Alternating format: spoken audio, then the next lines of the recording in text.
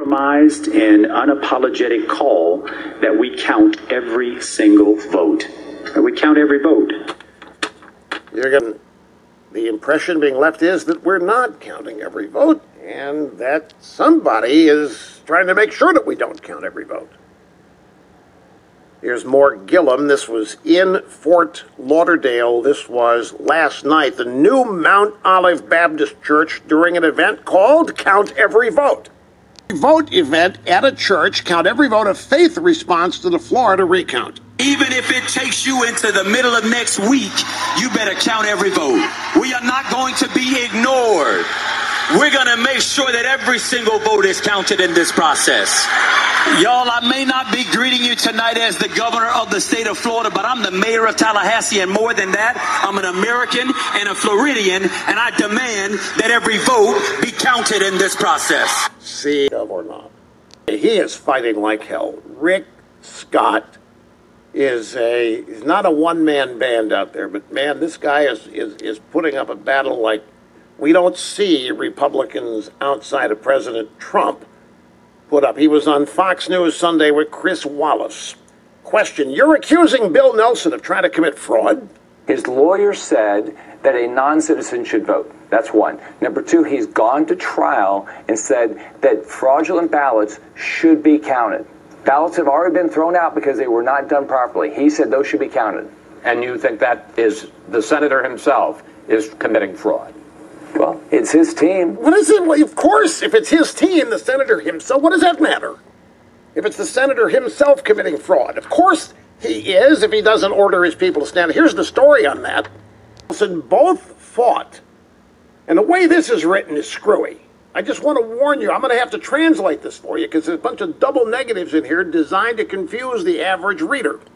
Fought, it's a great thing to fight. Non-citizens vote from being excluded. Holy, you mean we're excluding votes? No way, Mabel, not in Florida, not in America. We're not going to exclude any votes. No wonder the Democrats this. Translate it for you. They're doing. And Rick Scott was right. So let me just read this again. Here's what this sentence really says again. Gillum event, a non-citizen's vote from being excluded Friday night, according to a transcript of a Palm Beach County canvassing board proceeding obtained by the Daily Caller News Foundation. Right, they're out there trying to make sure that non-citizen votes count. Times that we've been laughed at for suggesting this is why the Democrats want gazillions of illegal immigrants, so they can vote.